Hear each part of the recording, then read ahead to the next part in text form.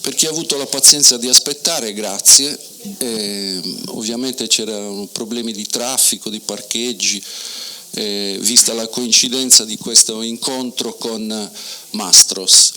Però iniziamo subito questo dialogo, questo incontro, questo non confronto sicuramente, per cercare di aprire una chiacchierata informativa su quanto sia difficile il mestiere di sindaco ai nostri tempi e di quanto sia stato difficile prima delle riforme elettorali, prima in un periodo diverso da questo. Alle nostre spalle c'è una serie di diapositive che illustrano un po' come Nuoro si è trasformata negli anni.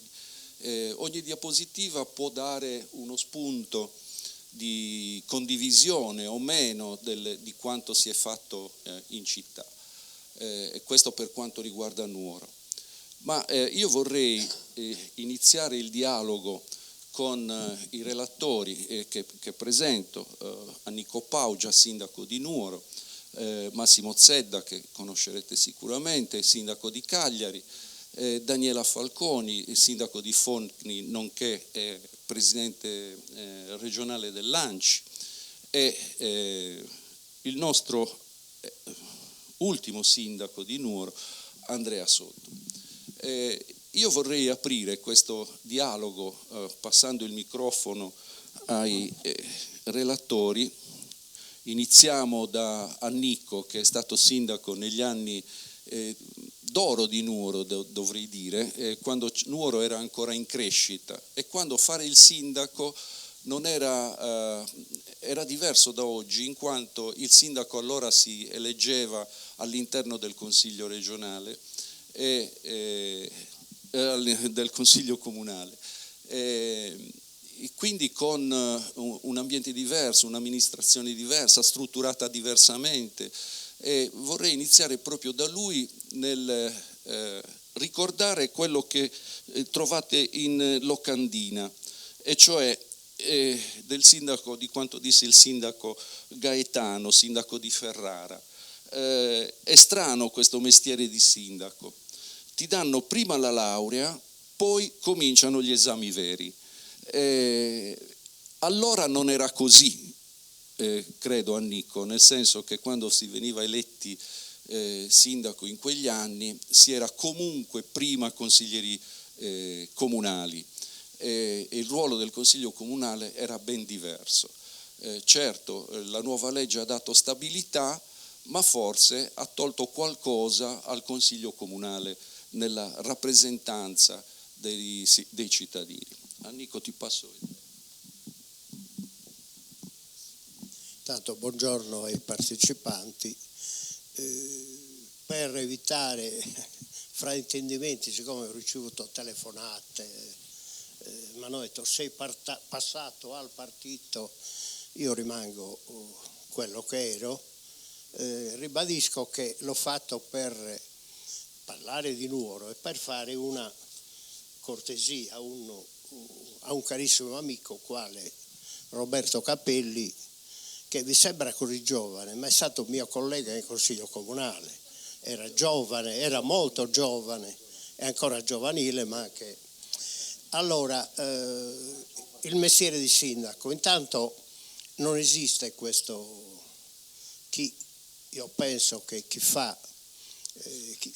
assolve questa funzione, se lo fa con scopi diversi di quello di amministrare la città, sbaglia già in partenza. Oggi secondo me è ancora più difficile di ieri fare il sindaco. In passato io ho iniziato a occuparmi di politica, anche se non era proprio politica, era attaccare manifesti, però respiravo quell'aria in un partito che oggi è degenerato. Ma prima il partito sardo aveva gente come Mastino, Giano, personaggi di altissimo livello, e quindi dai quali si poteva apprendere, ma anche solo per induzione, il loro modo di fare, di occuparsi di politica. E quindi già chi arriva, intanto c'erano i partiti, anche quelli più piccoli come il mio, poi ho fatto una scelta più, secondo me, più oculata, mi sono iscritto quasi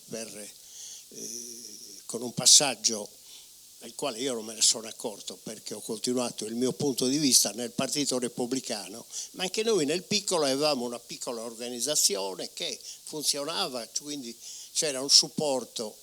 E prima di diventare consigliere comunale, guardate che la cosa era improba, cioè c'era una lotta, cioè si arrivava proprio alla fine di una corsa estenuante e quindi solo chi era motivato poi permaneva in questa. Oggi, se ci pensate, con la legge elettorale, nelle città più grosse è diverso, basta un condominio per diventare consigliere comunale, a caduta per diventare assessore, quindi non c'è formazione, c'è improvvisazione. Non dico che questo avvenga nella sua generalità, però può succedere e infatti vediamo, se non lo sfascio, vediamo le difficoltà. Altra cosa perché qualcosa si impara, anche se io l'ho fatto 40 anni fa e quindi il mio ricordo è un po' lontano, è una delle cose, degli errori che si commettono prima e anche oggi, che le amministrazioni comunali, che dovrebbero essere lo snodo della massima autonomia, i comuni, come diceva Giuseppe Mazzini, devono essere lo snodo dell'autonomia di uno Stato. Uno Stato deve partire dalle autonomie comunali per poi programmare all'interno dello Stato centrale che programma, della regione che dovrebbe programmare e non occuparsi di gestione come fa adesso a livello regionale, e quindi i comuni questa autonomia ce l'hanno, ma in parte non sempre riescono a ottenere i finanziamenti, a volte sì. Ma poi il problema grosso, se ci pensate, a Nuoro, quando io sono diventato sindaco, mi ha preceduto una serie di giunte democristiane. Io sono stato il primo sindaco dopo 40 anni di piena vigoria democristiana, vabbè, non entro nei particolari per non dire cose se non sconce, quantomeno fastidiose. E quindi a Nuoro c'erano aperti 42 cantieri, piccoli, grandi, uno di questi era il centro polifunzionale. Però qual è il problema? Il problema che hanno i comuni dopo è che li devono gestire. Ma lo sapete che a Nuoro, chiunque voi giri a Nuoro, ci sono 20-30 edifici, ma non per colpa, poi chi li gestisce? L'Eliseo così, il comune è riuscito a darlo in gestione, ma le altre strutture sono vuote. Allora, una di queste cose è che quando si finanzia un'opera culturale di qualsiasi tipo, lo Stato dovrebbe prevedere in partenza come verrà fatta la gestione, se no non te la finanzio. Allora, questa è una delle cose che modestamente ho imparato col tempo. La seconda, e la smetto, la seconda è questa, che uno diventa consigliere comunale oggi con l'elezione diretta, diventa sindaco e ha secondo lui ha la vigoria di stravolgere il mondo, di creare, fare sfracelli. Invece purtroppo non è così, perché un sindaco, è vero, può programmare, ma poi la realizzazione dell'opera e la messa cioè la messa operativa dell'opera, a volte passano 5 anni, a volte ne passano 10, a volte ne passano 20. Voi pensate alla fine, non ce l'ho con nessuno in particolare, del Mulino Galisai, come te vi teste. Pensate al centro intermodale, come te vi teste. Cioè voglio dire, uno certo deve fare tutti gli sforzi per amministrare, però vedere realizzata la sua opera ne passa del tempo. Grazie. Grazie Nick. Approfitto per salutare l'onorevole Satta, già sindaco di Padru per diversi decenni, per 2 decenni, e l'onorevole Uras che ci onora della sua presenza, poi magari ci gratificheranno di un loro intervento. Massimo, tu sei sindaco di Cagliari alla seconda esperienza, alla terza, dopo un intervallo di 5 anni come consigliere regionale. Il rapporto che oggi ha il sindaco con le amministrazioni superiori, in particolare la regione, come l'hai gestito e quali sono i rapporti che un sindaco della città capoluogo intrattiene con la regione e come vede sei anche nella città metropolitana, quindi il rapporto con i sindaci del territorio. Grazie, intanto grazie a te Roberto per l'invito, per questo momento di dialogo, di discussione, di confronto con le cittadine e i cittadini. Mi ricollego a quello che veniva detto prima, perché condivido tutto quello che è stato detto, con i complimenti che non vogliono essere captatio benevolentia, perché le problematiche sono esattamente quelle che tu hai descritto, la gestione futura. Quindi, però vorrei anche sminare un elemento. Allora, il fatto che ci si incontri al di là dell'appartenenza politica di ognuno di noi è un bene in sé, nel senso che noi nelle aule, nei consigli ci incontriamo anche con gli altri, con coloro che non ci hanno votato, con coloro che sono stati eletti all'opposizione, con coloro comunque coi quali dobbiamo discutere, ragionare, accettare anche consigli, perché i consiglieri, lo dice lo stesso nome, dovrebbero consigliare, dar consigli prima che fare solo opposizione fino a se stessa. Quindi il fatto che ci si confronti tra noi non vuol dire che il trasferimento in blocco di ognuno di noi ad un partito, ad un'appartenenza e lo stravolgimento della vita passata. Significa che però la costruzione delle relazioni, nella costruzione futura di alleanze e nella costruzione di percorsi condivisi sui programmi per costruire coalizioni che guardino al benessere o al miglioramento della vita dei cittadini, sia sempre un elemento importante, non è un elemento negativo. Per quanto concerne gli aspetti che venivano detti prima e poi la domanda, vengo subito al sodo. Intanto è un piacere essere a Nuoro, la mia famiglia, mio bisnonno era proprietario del Tettamanzi, all'epoca Caffè Laconi, mia madre è Laconi, fa Laconi di cognome, dell'Eliseo che a suo tempo era una sala da ballo, e poi della fabbrica di gazzose. Quindi venire a Nuoro, ho ancora parenti, Caredda, a Nuoro, quindi insomma, è sempre un piacere venire nelle realtà dove la mia famiglia ha operato, vissuto. Il tema è anche quello della formazione, giustamente veniva detto prima, e quindi per assolvere quei compiti, per svolgere funzioni che in tanti casi, come dicevi tu Roberto, sono sovracomunali e di relazioni con altre istituzioni, serve un percorso di formazione, di crescita. Io sono l'ultimo dei moicani forse, nel senso che vengo da una stagione del PC, PDS, DS, poi le varie articolazioni e frantumazioni della sinistra.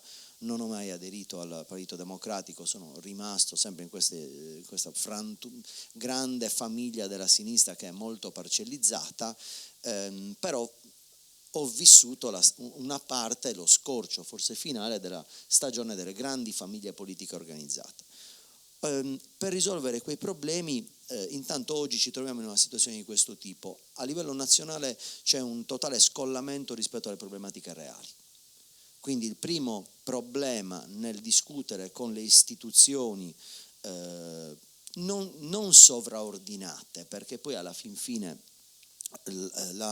la Repubblica, dice la Costituzione, si compone dello Stato, delle regioni, dei comuni e poi nell'evoluzione successiva città metropolitane, quindi non c'è... Anche sulle città metropolitane.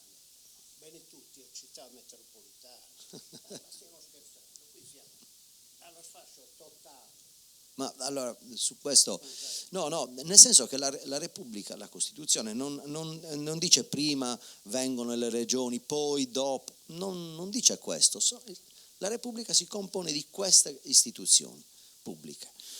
Il primo problema, dicevo, è far capire i problemi, perché con questa proiezione in Parlamento di persone che non hanno un cursus honorum, che i romani avevano normato e grazie a quel percorso hanno governato per centinaia d'anni, perché non si poteva raggiungere un livello superiore se non si aveva prima ricoperto cariche inferiori, ed era proprio un percorso normato.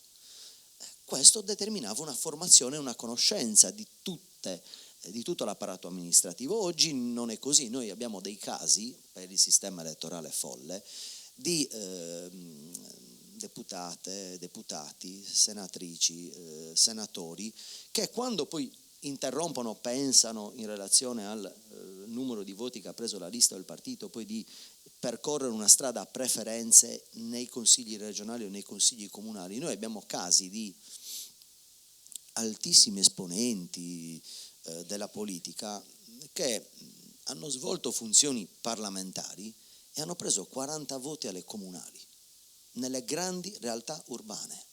Ora, 40 voti significa che non ti ha votato manco la famiglia allargata, cioè i parenti non ti hanno votato, non dico i parenti strettissimi, ma quali contatti puoi avere? Quindi questo elemento è un problema. Nel rapporto con lo Stato è questo. Poi nel rapporto con lo Stato c'è un problema molto serio, che da anni ci sono i tagli ai comuni. A suo tempo, quando ancora fino agli anni 90, i primi anni 2000, i trasferimenti da parte dello Stato per le grandi realtà urbane, ad esempio, equivalevano al 75%, 80% dei bilanci.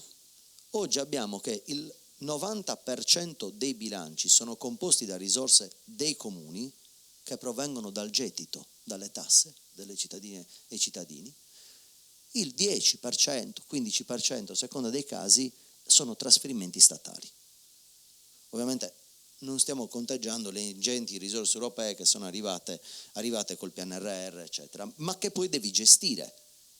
E se non ho quelle risorse con una continuità, non ho le risorse per l'opera realizzata, per mantenere le strade, per migliorare i sottoservizi, l'illuminazione pubblica o erogare servizi tramite servizi sociali, la pubblica istruzione, l'animazione di cultura e spettacolo nella nostra realtà, e far vivere anche quei luoghi riqualificati. Quindi questo è il primo problema. L'altro problema, norma che vorrebbero introdurre nella legge di stabilità per il 2025, il blocco delle assunzioni del 75% rispetto al 24%. Il Comune di Cagliari, quando l'ho lasciato 5 anni fa, aveva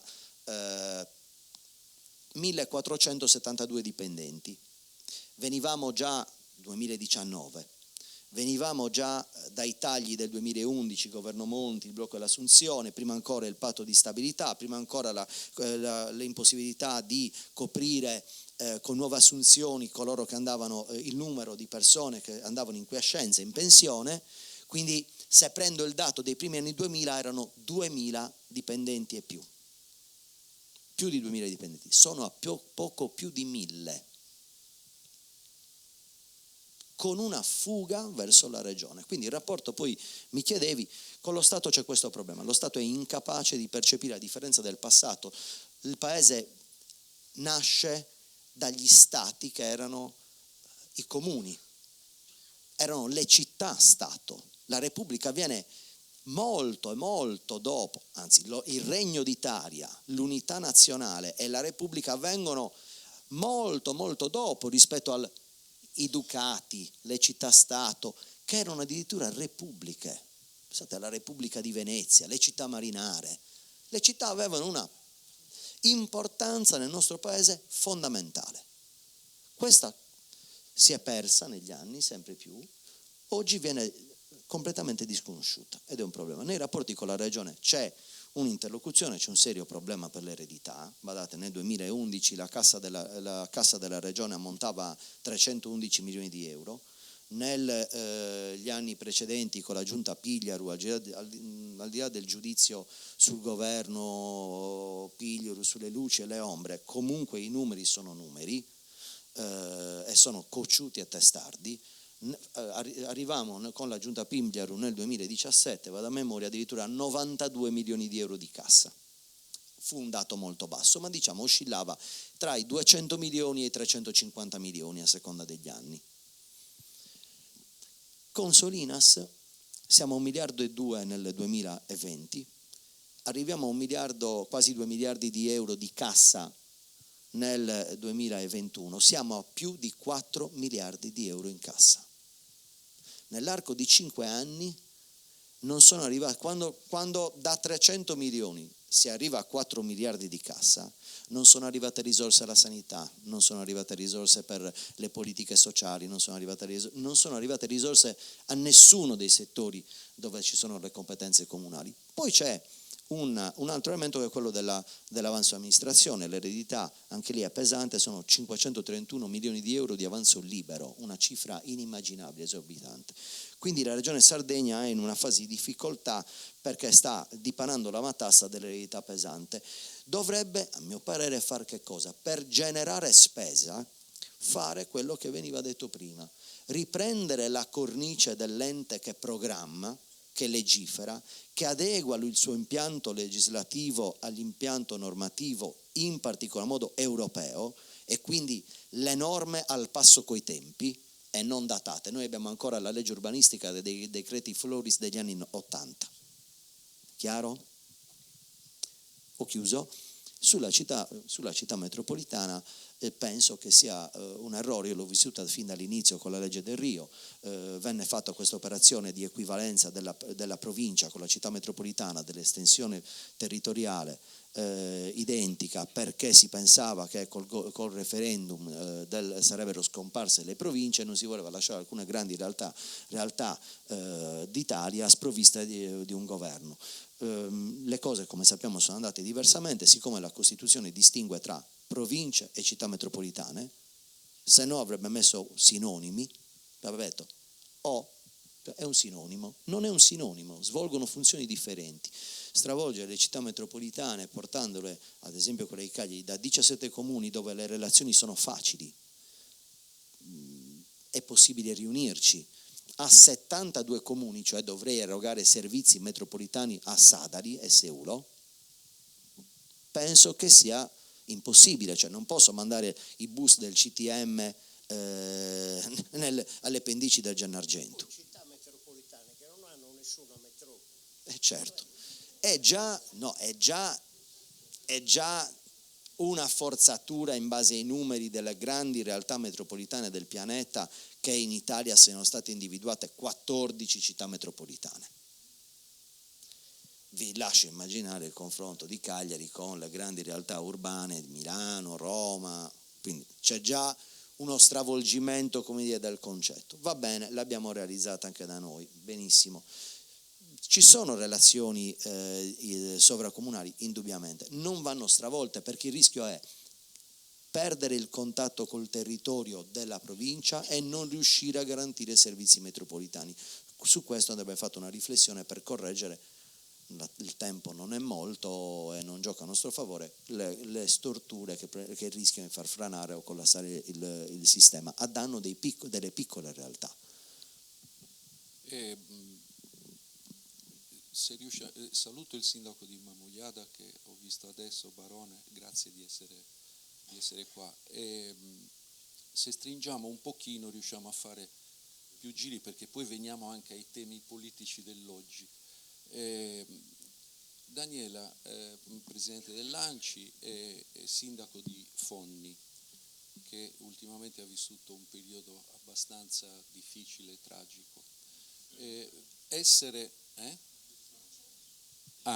Così si sente, sì? Ecco, invece il tessuto della Regione Sardegna è basato soprattutto sui piccoli comuni. Cosa vuol dire fare il sindaco in un territorio come questo? E soprattutto qual è il tuo rapporto con i consiglieri comunali di un piccolo paese e con i cittadini? nel senso che secondo me un sindaco dei nostri paesi è molto più vicino a diretto contatto con i cittadini che amministra. Intanto grazie per l'invito di oggi, l'ho accettato molto volentieri e stimolato anche dagli interventi che mi hanno preceduto. Faccio un ragionamento sul perché secondo me è importante essere qui a dialogare. Negli ultimi 10 anni ci hanno convinto che le spese della politica, i costi, risiedessero tutti nelle assemblee elettive, soprattutto periferiche. Quando mi sono candidata la prima volta nel mio comune e ho fatto 5 anni di minoranza nel 2011, i consiglieri comunali del comune di Fonni erano 17. Poi, dopo 5 anni, ci siamo ricandidati, avevamo vinto le elezioni ed eravamo 13. Erano stati tagliati in Italia tutti i consigli comunali, convincendo le persone che lì se ne dassero i costi, quando alla fine poi eravamo 5 in meno e costi, quanto un consigliere comunale prende 5 euro a seduta nel nostro piccolo comune. Vi lascio immaginare qual è stato il taglio di quei costi. Però poi a cascata questo modo di agire si è ribaltato sul Consiglio regionale, da 80 sono passati agli attuali 60 consiglieri, sul Parlamento abbiamo la metà dei parlamentari.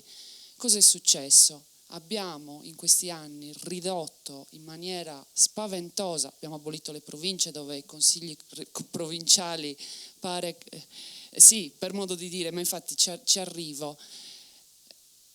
Abbiamo oggi assemblee elettive, cioè quelle che i cittadini scelgono, notevolmente dimezzate rispetto al passato, però i costi, lo sapete tutti, non sono nella maniera più assoluta diminuiti, perché poi comunque sono aumentati i posti nei gabinetti, negli staff, nel sottogoverno, che non sono comunque persone che vengono votate dalla gente.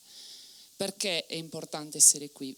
Innanzitutto per ragionare, perché ci servono spazi che prima erano delegati soprattutto ai consigli comunali e speriamo che un domani possa ritornare questo modo di fare. Anche l'elezione in consiglio comunale che c'era prima, non l'elezione diretta, consentiva dei dibattiti molto più politici.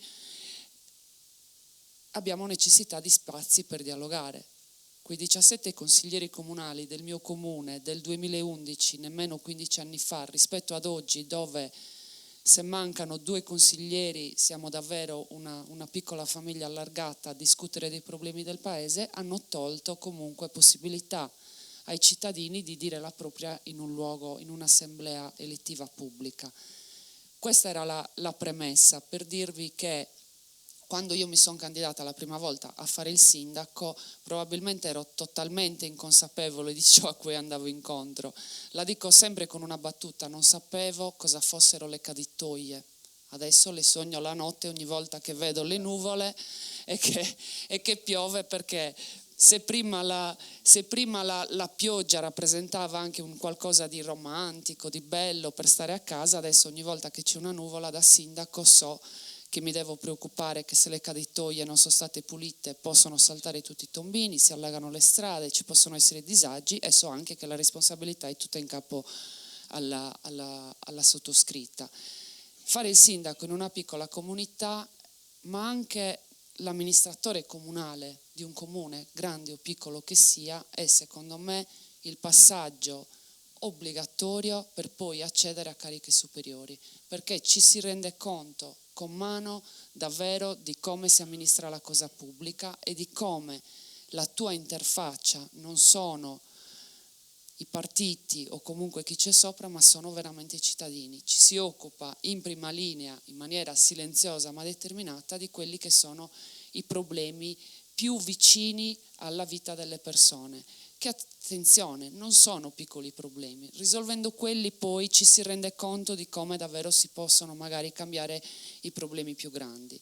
Infatti ogni volta che anche i ragazzi, i giovani del mio paese, perché comunque l'età media degli amministratori oggi è sempre più alta, così come in tantissime cose, i ragazzi tendono a non candidarsi.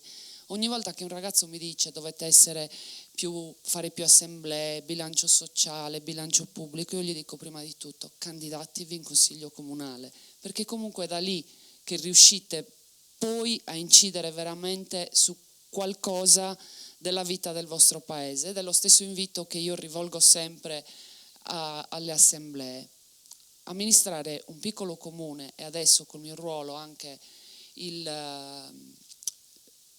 coordinare i comuni della Sardegna, rappresentare i comuni della Sardegna, significa far capire che i comuni devono essere protagonisti delle politiche pubbliche in regione. Massimo Zedda ha detto benissimo una cosa: dobbiamo riportare la regione al suo ruolo originario, che è quello programmatorio e non quello della distribuzione delle risorse. A noi ci servono delle leggi e ci serve il mandato per spendere risorse pubbliche in maniera veloce e soprattutto efficace. Oggi se a Cagliari, scusate la butto sempre un po' in battuta, se a Cagliari in un palazzo della regione si decide che si devono fare cimiteri, in tutti i comuni della Sardegna si fanno cimiteri. Ma non è più semplice che ci destinino delle risorse e poi ogni comune, in base alle sue esigenze, decide come utilizzare meglio le risorse per la sua comunità? A qualcuno può servire il cimitero, a qualcun altro il campo sportivo. Questo è probabilmente frutto di ciò che dicevo in premessa, che si sono ridotti i ruoli elettivi per mandare a governare chi non ha mai comunque chiesto i voti nelle proprie comunità e quindi si è cimentato con i problemi delle piccole comunità e arriva in Parlamento, anche in Consiglio regionale, a volte senza avere quella base di competenze o di conoscenze che probabilmente lo aiuterebbero meglio a gestire la cosa pubblica. Nelle ultime finanziarie dei 10 anni della regione, se guardate, ci sono delle quote vincolate che vengono distribuite e poi è tutta una distribuzione di risorse spezzettate in piccoli emendamenti. Okay? E non aggiungo altro su questa faccenda, perché distribuire risorse ad associazioni anziché organizzare magari una legge per le associazioni non è un bel vedere per chi amministra poi quelle associazioni all'interno dei comuni. Questo è l'amministrare oggi in Sardegna, ma anche penso un po' in tutta Italia. Dover gestire un grande disagio della popolazione e non avere sempre gli strumenti per farlo. Okay? Qualche giorno fa la Caritas ha pubblicato il suo resoconto annuale dove ci dice che 119 famiglie in Sardegna, 9.000 in più rispetto allo scorso anno, vivono in povertà. Noi di queste povertà ce ne dobbiamo occupare, e chi se ne occupa delle povertà se non i comuni con i propri servizi sociali? Ma se non veniamo messi nelle condizioni di studiare all'interno dei comuni esigenze, il povero di Cagliari e il povero di Fonni sono poveri allo stesso modo, ma hanno esigenze diverse. Probabilmente Massimo, ma anche Nuoro avranno il problema dei senza tetto. Da noi ci sono altri tipi di povertà, dove magari le persone la casa ce l'hanno ma non hanno lavoro, sono a rischio di esclusione sociale. Ecco, tutte queste cose come possono essere risolte se non nei territori, guardando alle esigenze dei territori, studiando delle leggi che siano veramente federaliste e che mettano davvero in primo piano l'autonomia che dovrebbe essere dei comuni. Non è una parolaccia parlare di autonomia differenziata, non quella che ci stavano propinando, ma un'autonomia che veda davvero i territori che programmano in base alle proprie esigenze. È una cosa tanto semplice, tanto banale quanto rivoluzionaria. La regione e lo Stato che danno gli indirizzi e poi i territori che con la popolazione, magari con quei consigli comunali che si rianimano di voglia di fare, decidono come spendere. È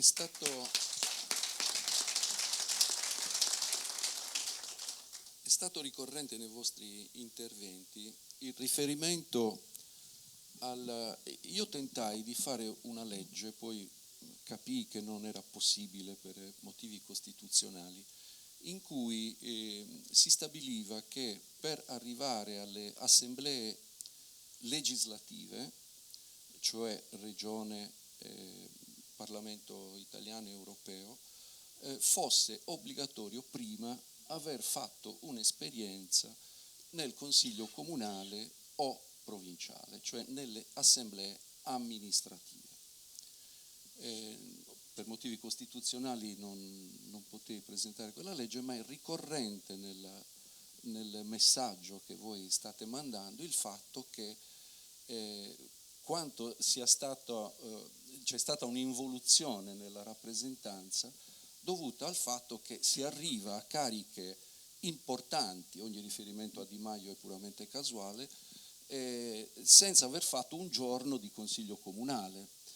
Si ricoprono dei ruoli importanti per l'amministrazione dello Stato, ma anche dei comuni, senza aver mai percorso il marciapiede amministrativo o politico dell'organizzazione sociale. Tant'è che io ritengo, pur approvandolo, che lì ha trovato spazio il cosiddetto civismo e quello sano, c'è anche quello sano di civismo, e si è arrivati a fare proposte civiche per l'amministrazione delle città, dei paesi, dei nostri comuni.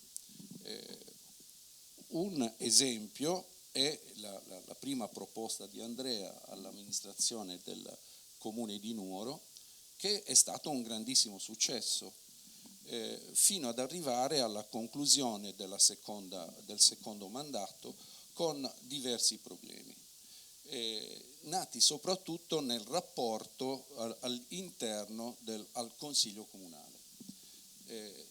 Cosa suggeriresti, Andrea, vista la tua esperienza, a chi si caricherà l'onere e l'onore di amministrare questa città nel prossimo futuro per affrontare i temi di questa città un po', come dire, rassegnata nei cittadini, per risollevarsi e per spendere una parola di speranza positiva, di crescita culturale, sociale, economica di questa città?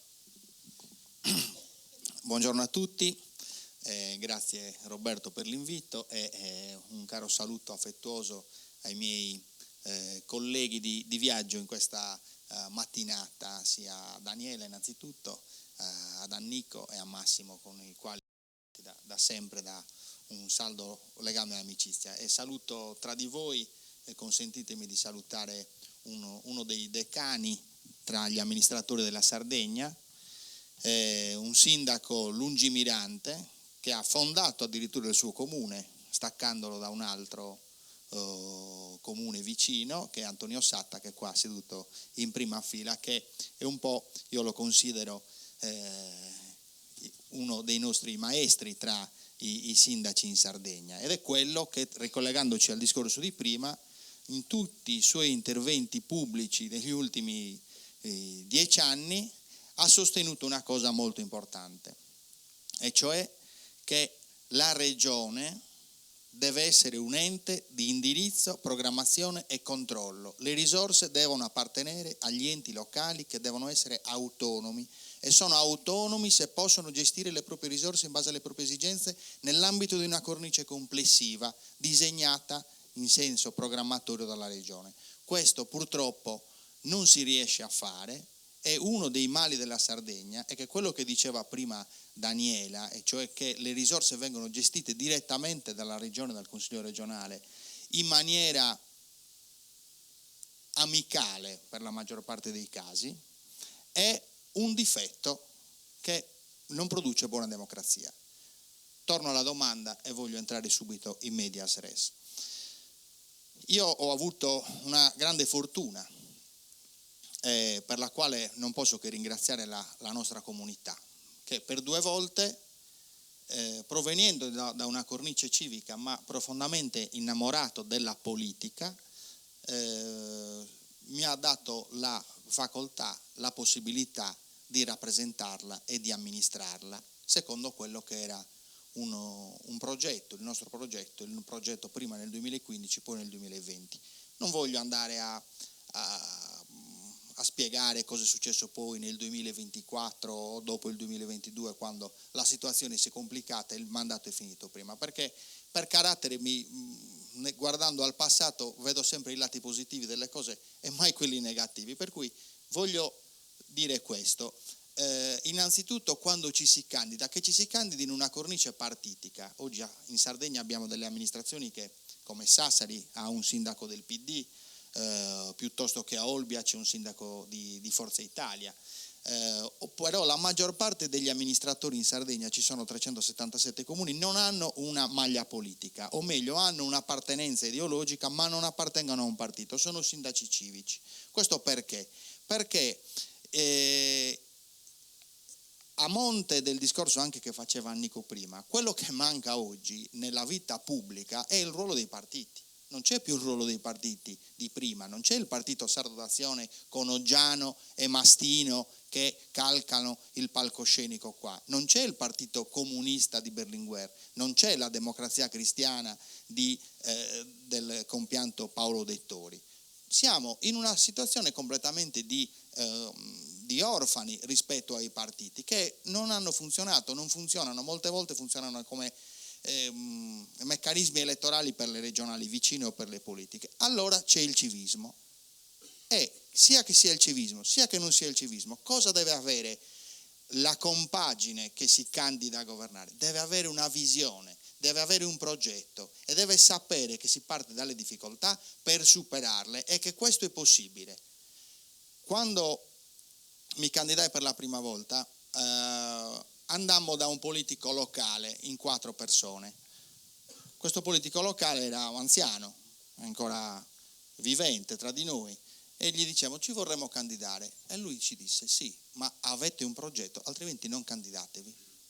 Quindi ci vuole un progetto e bisogna essere fiduciosi nel fatto che quando si ha un progetto di visione si possa stravolgere una determinata situazione, si possa migliorare, si possa fare degli avanzamenti, far fare degli avanzamenti alla propria comunità, e che questo è possibile ed è successo. Qua abbiamo il sindaco di Mamoiada. Il sindaco di Mamoiada può essere un buon testimone di cosa è successo a Mamoiada negli anni, perché la Mamoiada degli anni fine anni 80 o degli inizi anche degli anni 90 non è la Mamoiada di oggi, con 40 cantine vitivinicole, con bed and breakfast, alberghi, pizzerie, movimenti turistici, ristoranti, esportazioni negli Stati Uniti e in Giappone. Non è la Mamoiada della faida degli anni 90. Perché è stato possibile questo? Perché la comunità ci ha creduto e dietro c'è anche un progetto politico che ha consentito questo passaggio. Questo progetto politico è passato da un'amministrazione all'altra e si andrà sempre migliorando. Per cui progetto, forza, coesione, visione, umiltà, capacità di ascolto della comunità e la capacità di vivere con gioia il ruolo della rappresentanza e di lasciar perdere i malumori che non servono, non sono costruttivi. Io prima di chiedere un po' di interventi vorrei fare un rapidissimo giro perché io noto che la politica dell'oggi, comunale, regionale o statale, si basa soprattutto sullo scontro, cioè ci sono pochi appelli o attività iniziative perché ci si possa confrontare. Si predilige lo scontro, ma lo scontro è quello che attrae anche più la stampa, la notizia da pubblicare, l'attenzione della gente. Nei momenti di confronto, invece, di proposta, manca anche l'attenzione della gente, si è poco interessati a una discussione di confronto. Ecco perché la giornata di oggi. Vorremmo contribuire a incontrarci, soprattutto in una città molto litigiosa come questa, ma come è il nostro territorio in genere. E quindi ci ritroviamo tra parti politiche diverse o appartenenze diverse, però è possibile dialogare e trovare all'interno dei movimenti politici le giuste competenze. Io credo che ci sia un deficit di competenza nella rappresentanza politica di oggi.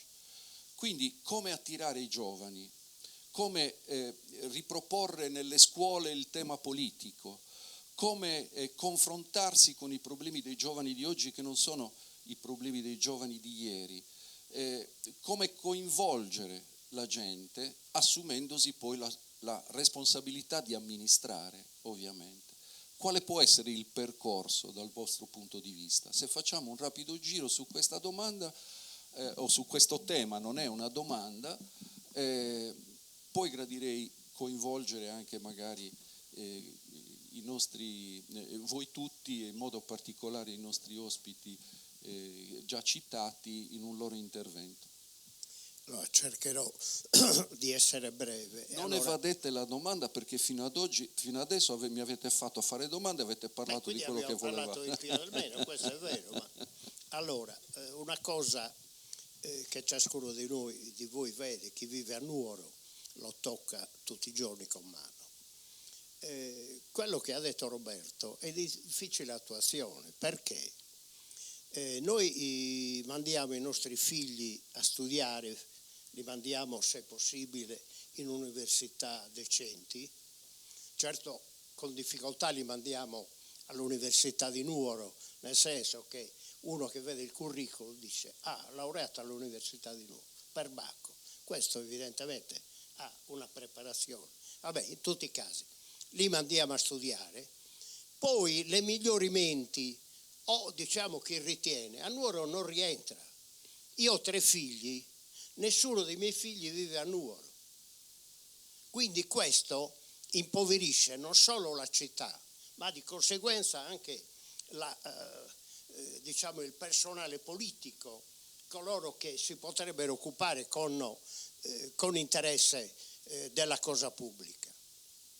A questo aggiungete che si legge sui giornali, quando il politico di grido interviene sui giornali, cosa pensi per il futuro di Nuoro? Tutti la banalità, Einstein Telescope. Certo, quello se arriva, ma se tu intanto non crei le infrastrutture e arriva anche Einstein Telescope, la gente se ne andrà a Olbia, non rimarrà a Nuoro. Due temi di riflessione. Ancora, Nuoro nel suo piccolo basterebbe, io dico naturalmente un punto di vista forse conservativo, io che ho la mia età ci vivo benissimo, cioè nel senso che è una città tranquilla, alcuni servizi ci sono, quelli essenziali magari ci mancano perché l'ospedale di Nuoro ridotto in quelle condizioni, cioè voglio dire, se uno si rompe una gamba va a finire prima a Ozieri, poi a Cagliari, poi va a finire forse al Materolbia.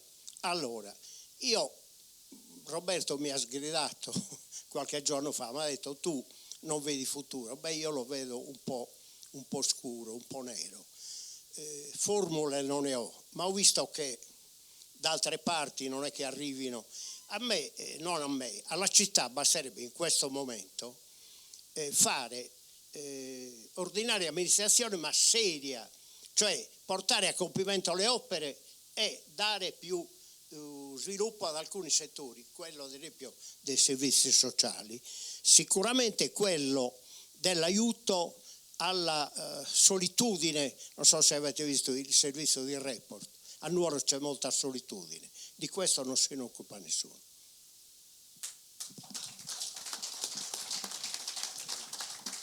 Da Cagliari dacci un'idea di speranza.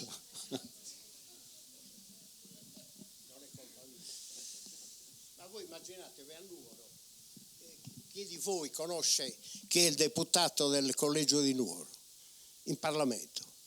Se qualcuno mi risponde sarei felice per dirvi che non c'è rapporto, siamo proprio fuori dal mondo. Allora, cerco di dare qualche elemento di speranza, mettiamo così, di fiducia, se no No, altrimenti ce ne andiamo tutti. Voglio dire. No, il mondo politico è cambiato, c'è una crisi di partiti e delle organizzazioni in tante parti del pianeta, si affacciano però nel pianeta nuovi movimenti, eccetera. I giovani partecipano in massa alle manifestazioni sui diritti, partecipano in massa alle manifestazioni sull'ambiente. Allora forse bisogna cogliere questi aspetti positivamente. Le ragazze e i ragazzi che io incontro, la mia generazione col compimento dei 18 anni la mia generazione prima del compimento dei 18 anni chiese al preside del Dettori di consentire il parcheggio dei motorini all'interno del perimetro scolastico, perché rubavano gli specchietti, eccetera. Successivamente all'università, perché coi 18 anni o anche prima si ha il foglio rosa, non è il compimento di 18 anni che consente di avere la libertà, all'epoca era la patente era l'emblema della libertà, se poi unita a 2 ruote o 4 ruote era la libertà piena. Successivamente chiedemmo al rettore Mistretta di realizzare i parcheggi di via Trentino, i parcheggi poi della zona, in particolar modo del polo economico giuridico, nelle vicinanze del viale Boncammino, davanti all'ex carcere. I ragazzi oggi mi chiedono abbonamenti, l'abbattimento dell'abbonamento del pullman, miglioramento del servizio dell'ARST che non eroga un buon servizio, l'intermodalità tra treno, ARST e mobilità, bici elettriche condivise, auto elettriche condivise o auto comunque condivise anche se non elettriche, cioè sistemi completamente diversi, perché per loro l'auto privata, il possedere l'auto privata è un limite. Questa cosa va colta, e allora anche la politica, se vuole avvicinare quelle ragazze e quei ragazzi, deve intercettare alcuni elementi per poi consentire loro che cosa? Di collegare questi aspetti, perché c'è poi il sociale. Non ci sono fenomeni che sono slegati tra loro, c'è il lavoro, ci sono, come dire, una serie di attività pedagogiche. Un tempo la politica svolgeva anche un'attività pedagogica, no? Consentiva di avere gli strumenti per leggere il presente e cercare di interpretare il futuro e immaginare azioni. L'altro elemento è selezionare la classe dirigente. Immaginare scuole di formazione politica poi non è facilissimo, perché se non hai fatto quello che veniva fatto un tempo, cioè l'attacchinaggio, attaccare i manifesti, difficilmente puoi essere solo uno formato sui massimi sistemi o sull'organizzazione delle assemblee e la gestione delle assemblee, perché gestirai meglio, se hai gestito un'assemblea nei partiti, nelle sezioni, eccetera, gestirai meglio l'assemblea del comune. Quindi ricreare alcuni strumenti di formazione e allo stesso tempo però pretendere che chi selezioni laddove è possibile il meglio. I sindaci possono indicare gli assessori, non hanno la possibilità di indicare ovviamente in completa e totale libertà. Devono anche rappresentare giustamente il panorama politico, lo scenario politico, le organizzazioni politiche che l'hanno sostenuto, però si può pretendere, nel voler rappresentare giustamente un partito, un'organizzazione politica, che quell'organizzazione vada alla ricerca del meglio al suo interno da proporre come assessore in un grande comune. Quindi hai degli strumenti, allo stesso tempo vederli all'opera e selezionarli e impegnarli, dare qualche come dire, metterli alla prova, no? Nell'organizzazione di qualcosa, perché poi mettendoli alla prova si può anche selezionare qualcuno sul quale investire, qualche ragazza e qualche ragazzo. Come trattenerli ed attirarli? Noi abbiamo un problema molto serio, e chiudo, di collegamento tra noi. Se stiamo ai numeri 1,5 milioni di abitanti, non siamo più 1,6 milioni, siamo poco più di 1,5 milioni. 1,5 milioni di abitanti è una grande realtà urbana d'Italia. In teoria dovremmo essere tutti collegati tra noi.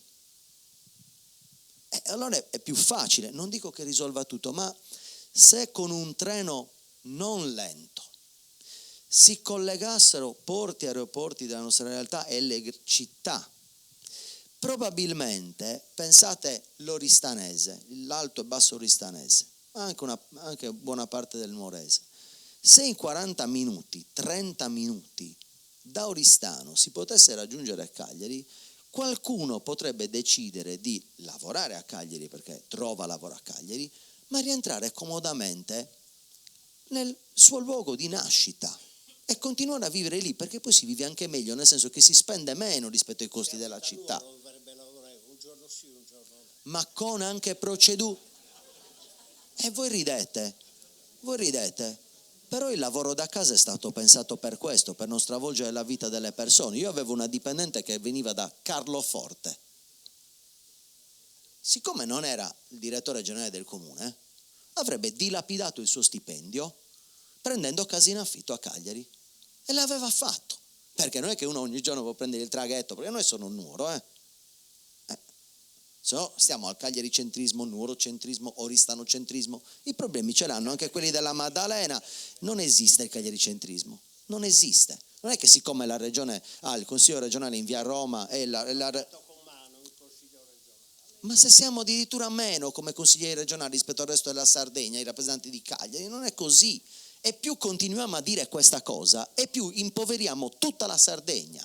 Si spopola in zona interna, una follia, una fesseria dai numeri. A me piacciono i numeri.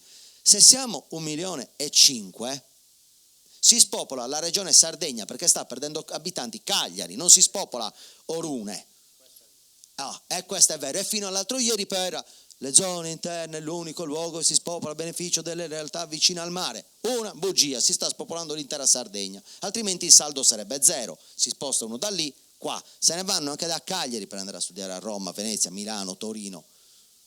È un problema dell'intera regione, e più immaginiamo che il problema che i problemi nostri che viviamo a Cagliari, a Nuoro, Oristano, sono per molti aspetti similari, perché le liste d'attesa ce le abbiamo anche a Cagliari, non ti curano nell'arco di 24 ore, e il sistema dei trasporti nella realtà urbana è di 1 ora e 5 minuti Sinai, centro storico di Cagliari, e quindi ce l'abbiamo anche noi in macchina, in assenza di mezzi pubblici, perché il CTM non opera per 17 comuni ma per 8. Quindi prima ragioniamo come sardi e come problemi e non come luoghi. Prima risolveremo i problemi a beneficio di tutti i luoghi e di tutti i sardi, altrimenti questa cosa dell'egoismo, del irrigidire gli aspetti, rischia di mettere a serio rischio lo sviluppo complessivo, dove ci deve essere ad una voce, quello che diceva Daniela, la richiesta degli enti locali nei confronti della regione, che ha molte risorse, e mi pare anche per la provenienza della Presidente e per come sta operando che ci sia una disponibilità di mettere nelle condizioni gli enti locali, i comuni della Sardegna che hanno voglia e capacità di fare, metterli nelle condizioni di fare bene per le cittadine e i cittadini. Daniela, mi consenti, do la parola un attimino ad Antonio che deve andare via, specificando che il cagliaricentrismo è molto legato, ed è un problema legato alla regione e alle rappresentanze di questo territorio in quella regione che non si fanno sentire. Ha già parlato lui per tutti. Niente, io ho semplicemente un saluto. Intanto ringrazio Roberto per aver messo in piedi questo momento di incontro e di discussioni aperte a tutti quanti, perché c'è bisogno di incontrarsi e di discutere. Secondo, perché ritengo che tutto quanto possiamo dire, però se non funzionano i comuni non si va da nessuna parte, e allora l'impegno è rivolto a tutti di far sì che ci siano sempre amministrazioni comunali con persone sensibili, persone attente che guardano l'intero territorio, e allora forse riusciremo a fare quello che tutti quanti vorremmo fare. Poi Cagliari chiaramente non è Padru, che è il mio comune, non è un altro comune, però dico, tutti quanti i comuni hanno la forza e l'opportunità di realizzare se scelgono insieme gli amministratori e insieme lavorano con la città o con la comunità. Questo è l'impegno che io ho sempre avuto e lo rimando a tutti quanti, perché soltanto così possiamo vedere che la situazione cambi, perché la verità è questa: una regione si salva se ci sono i comuni che sono a posto, che lavorano. Qui sono contento che ci sia la rappresentante regionale dell'ANCI, nel quale io ho vissuto per tantissimi anni, quindi ringrazio la Presidente perché è l'espressione Presidente quindi è sindaco di un comune della Sardegna, quindi questo è una grande forza che ci dà e sono certo che nell'ANCI faremo insieme una grande battaglia, perché tutto quello che è stato detto oggi, sia dal sindaco di Cagliari che tutti quanti gli altri, ovviamente il mio amico sindaco di Nuoro, è chiaro che ringrazio Roberto per questa iniziativa e credo che sia l'inizio delle iniziative. Io credo che possiamo guardare avanti con speranze, sapendo che se tutti quanti lo vogliamo riusciremo, perché bisogna volerlo. Quando si vuole si riesce. Grazie. Buon viaggio. La parola a Daniela, ti devo dare il tuo microfono, però volevo aggiungere alla mia spunto di riflessione di prima del coinvolgimento dei giovani anche quello del coinvolgimento delle donne. In che senso?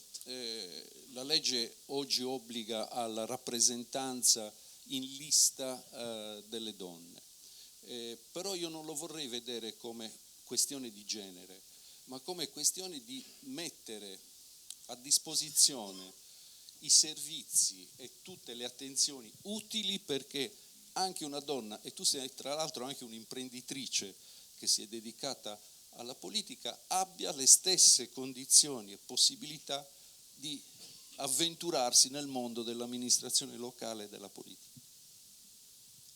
Semplicissimo, devo essere velocissimo. Io sono una che ho sempre difeso le quote rosa perché erano l'unico modo per far accedere le donne alla politica, però d'altro canto sono assolutamente contraria alle quote rosa perché evidentemente sono un modo per avere una quota e io spero che un domani non ce ne sia più bisogno. Faccio sempre questo esempio: nei nostri consigli comunali le donne ci sono, le donne a livello comunale, adesso non mi ricordo le percentuali a Nuoro, ma soprattutto nei piccoli comuni le donne ci sono. È vero che siamo poche sindache, siamo forse una cinquantina su 377, ma anche questo ha un perché. Il problema è che man mano che sale il livello, e lo possiamo dire man mano che salgono gli stipendi, man mano che salgono gli stipendi le donne un pochino vengono parcheggiate e anche dal punto di vista dell'elettorato non vengono a volte percepite come degne di essere elette. Lo dico anche con una cosa un po' dura. La cosa che dobbiamo superare è esattamente questa. Io non penso che un consiglio regionale paritario, un Parlamento paritario siano solo migliori. Sicuramente saranno diversi. Una legge urbanistica, giusto per non parlare solo della sanità, fatta da un consiglio regionale paritario con metà uomini e metà donne, non è migliore, è sicuramente diversa. Così come tutte le altre cose che si vanno a legiferare. Però, ripeto, nei consigli comunali, quindi nella parte più vicina ai cittadini, le donne vengono elette. Il mio consiglio comunale nello scorso mandato eravamo il 70%, avevo difficoltà a costruire la giunta perché avevano preso più voti le donne, mi serviva la quota uomini che è la parità è obbligatoria da una parte e dall'altra. In questo consiglio comunale siamo comunque in questo secondo mandato a un livello pressoché paritario, ok? Quindi dai cittadini le donne a livello comunale vengono percepite come meritorie di lavorare alle politiche pubbliche. C'è un problema. La consigliera di parità della Regione Sardegna diceva una frase che è molto efficace: segui i soldi e trovi dove sono le donne e dove sono gli uomini. Questa cosa va scardinata con politiche migliori, dialogandole, convincendosi e convincendo anche i cittadini comunque a ragionare su competenze, attitudini. Io non penso di essere stata eletta né a presidente né a sindaca del mio paese, ma tantomeno a presidente dell'ANCI in quanto donna. Non lo penso. Penso comunque che ho fatto un percorso politico, ma soprattutto amministrativo, che mi ha onorato di questa fiducia dei miei colleghi sindaci. Perché comunque in questi anni, attraverso l'amministrazione del mio paese, ma un'altra cosa, io ho sempre cercato di non isolare il mio paese. Andrea lo sa, abbiamo fatto parte insieme del Consiglio delle Autonomie di cui lui era presidente. Quelle esperienze all'interno dell'amministrazione pubblica mi hanno fortemente formato anche poi per dare ragione a ciò che diceva Massimo poco fa, cioè che non esiste il cagliaricentrismo. Confrontarmi all'interno di queste associazioni di comuni, che molti sottovalutano, un'associazione di comuni dove c'è il sindaco di Cagliari e il sindaco di Baradili, ti fa e ti convince. Il sindaco di Baradili, che è nel Consiglio dell'Autonomia, che ha 90 abitanti per intenderci, dialoga insieme al sindaco di Cagliari degli stessi problemi e cercano soluzioni comuni, ti fa convincere che a problemi uguali o simili si risponde dimenticandosi la logica della contrapposizione e mettendo in piedi quella della collaborazione. Cagliari e Baradili devono dialogare insieme per trovare le soluzioni migliori nella diversità degli interventi che servono a quei due comuni. Non perché dobbiamo sempre sbraitare, vanno tutti i soldi a Cagliari, si sta drenando tutto a Cagliari, ma perché penso che i cittadini di Cagliari, i cittadini di Baradili, i cittadini di Fonni, poi, se questo dialogo è forte ed è veramente trova delle soluzioni, sia utile ai cittadini. Ma vale sempre quello che dicevamo tutti e che abbiamo detto nel primo intervento: se non si ridà dignità e autonomia agli enti locali, probabilmente questa percezione tutta regionale della rappresentanza continuerà ad aumentare, almeno dal punto di vista mediatico, questo divario, che poi nelle cose non c'è. Io e Massimo ci sentiamo quasi ogni giorno per confrontarci su alcuni interventi da fare. La sua esperienza anche come legislatore regionale è utilissima anche per mettere in piedi politiche per i piccoli comuni, e quindi la collaborazione tra enti diversi e tra enti più grandi e più piccoli non è un'utopia, è una cosa indispensabile che i comuni già fanno all'interno dell'associazionismo, ma anche all'interno di quello che per me il rapporto, anche se Andrea non è più sindaco, con Andrea abbiamo iniziato assieme e sarà sindaco di Nuoro con la mia esperienza per sempre, perché poi i legami si rafforzano, ci legano percorsi comuni e anche discussioni che abbiamo avuto anche aspre all'interno del nostro cammino politico e amministrativo, però allo stesso tempo c'è la consapevolezza che marciavamo verso uno stesso obiettivo, che era quello di fare del bene per le nostre comunità.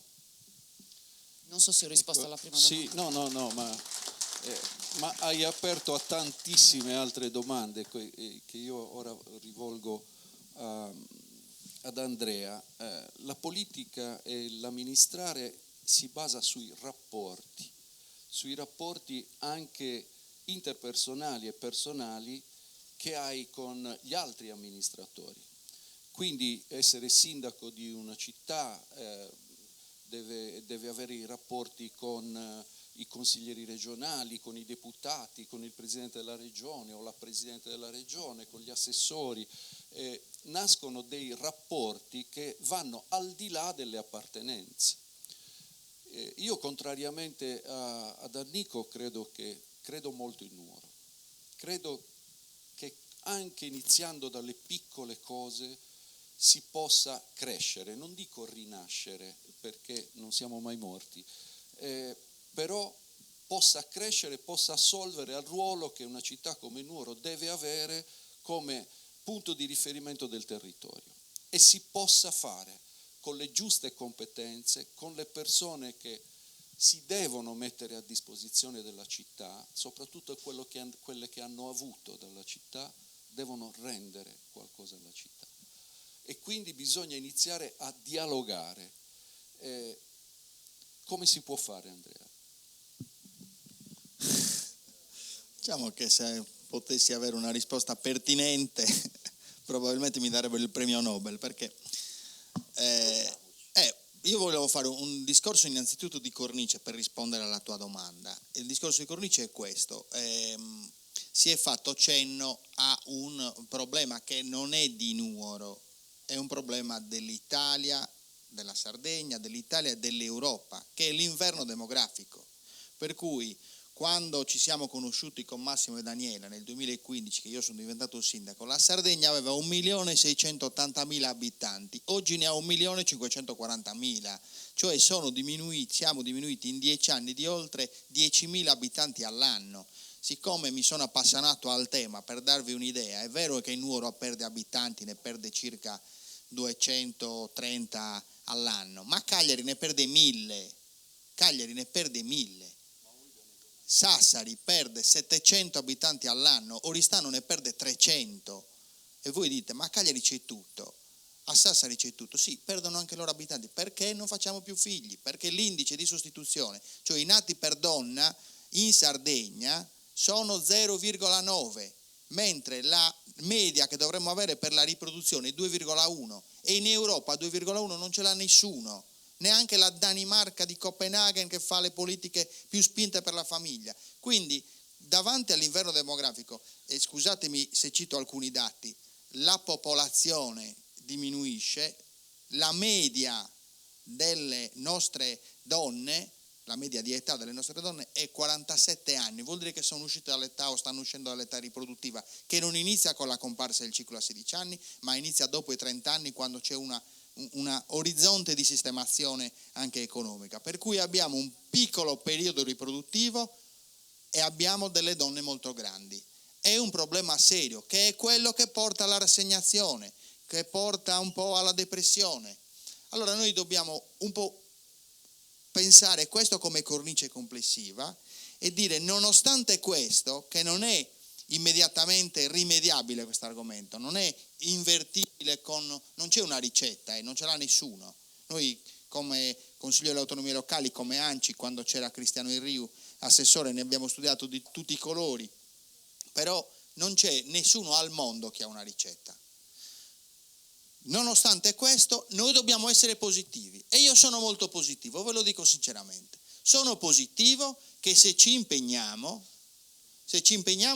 in politica, se abbiamo una visione, abbiamo un progetto che naturalmente deve essere adeguato, deve essere coerente con il sistema valoriale moderno a cui faceva riferimento prima Massimo, e cioè ad esempio con i temi dell'ambiente, con i temi dello sviluppo sostenibile, con i temi della giustizia sociale, con i temi, per tornare all'argomento sulla povertà che ha toccato Daniela, con i temi che servono per combattere le diseguaglianze e combattere la povertà. Se noi facciamo un progetto che abbia questa attitudine, allora possiamo guadagnare delle posizioni di benessere collettivo, e dobbiamo vedere al futuro basato sull'impegno che possa portare dei risultati positivi, collettivi, di interesse pubblico. Io su questo non ho dubbi, altrimenti non è che non mi sarei impegnato io in politica, nessuno di noi si impegnerebbe in politica. È chiaro quindi che, rispondendo alla domanda, c'è un futuro, e c'è un futuro per le zone interne, e c'è un futuro per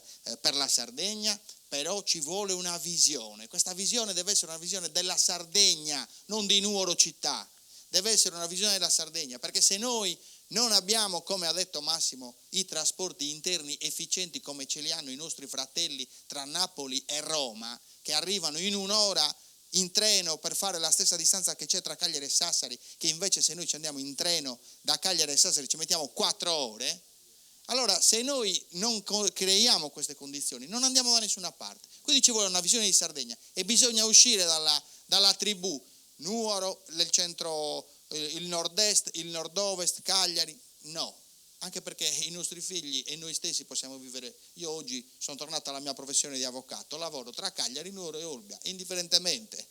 È così, perché il mercato di un avvocato è questo, è la Sardegna, minimo, altrimenti deve chiudere bottega.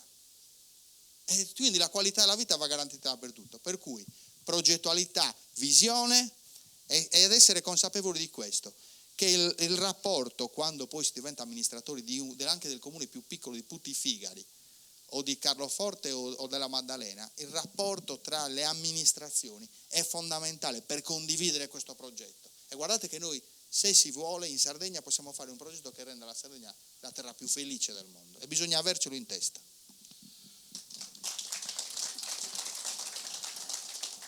È tutto vero, però l'infrastrutturazione svolge un ruolo importante. E da tempo, anche durante la tua amministrazione, si è parlato della ferrovia, del collegamento ferroviario, che oggi è basilare.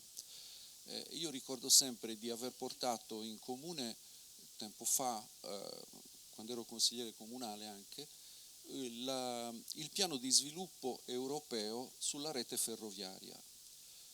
C'erano progetti da tutte le parti, mancava quello della Sardegna. E questo è un compito regionale, di proporre gli investimenti infrastrutturali, non comunale ovviamente. Il comune deve essere propulsivo, attento, propositivo nei confronti del regionale, perché si presti attenzione all'infrastrutturazione del territorio. Così da un po' non si parla più del collegamento ferroviario di Nuoro, Olbia a Basanta, che sarebbe fondamentale anche per lo sviluppo economico e per tutto quello che ci siamo detti poc'anzi. Così come altri interventi di altro tipo. Sorvoliamo, ma forse entriamoci un pochino sui problemi del servizio sanitario, il ruolo del sindaco nel controllo, che è diverso dal passato. Oggi il sindaco svolge un ruolo fondamentale com'è? Assolutamente, quindi su qualcosa probabilmente bisognerà produrre uno sforzo maggiore affinché ci siano le giuste attenzioni nei territori. Tutto questo ha molto a che vedere con le competenze degli amministratori, con la capacità di proporsi, di dialogare, di confrontarsi e di pretendere quando è necessario. Allora, un ultimo giro, però volevo anche sentire Luciano Uras, perché per me, siccome è il mio compagno di viaggio nelle regionali e in Parlamento, con cui io mi onoro di aver portato avanti diverse proposte e di averle portate a compimento anche sia nell'Assemblea regionale che in Parlamento, io credo che bisogna in qualche modo definire il rapporto tra le rappresentanze politiche dei territori e bisogna riprendere un percorso di confronto, insisto su questo, tra le persone, perché purtroppo non possiamo più parlare di partiti, tra le persone, le associazioni e i movimenti che vogliono occuparsi della cosa pubblica e mettere a disposizione esperienze a disposizione di tutte le organizzazioni che vogliono occuparsi della cosa pubblica. Luciano, puoi aiutarmi a dare anche da parte tua 2 parole di speranza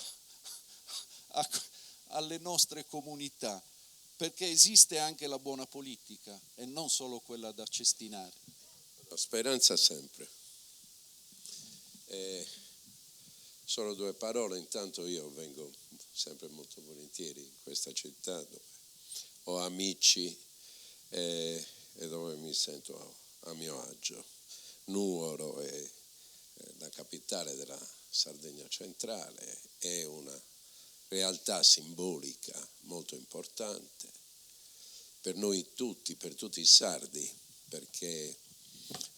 richiama un segmento di valore assoluto della nostra cultura, che è quella agropastorale, ma è anche quella, come dire, della storia più antica della Sardegna, quindi è importantissima. Come sono importanti anche le altre città, gli altri comuni della nostra isola. Allora, prima guardavo i dati di demografia, cioè a Barcellona nel 2006 c'erano 1.605.000 abitanti, attualmente ce ne sono 50.000 in più. Barcellona è una città importante, grande, piena di cultura, università, importantissima. Cioè, a me sembra un paradosso. Noi potremmo essere come Sardegna e tutti i nostri comuni potrebbero essere una possibile Barcellona se avessimo un'idea e perseguissimo quell'idea di sviluppo. Noi, lo dico sempre, intanto pensiamo all'ambiente.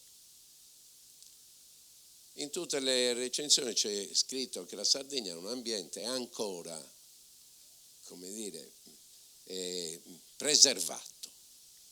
Ha delle situazioni critiche, ma anche delle situazioni dove proprio l'ambiente naturale è assolutamente preservato, sano.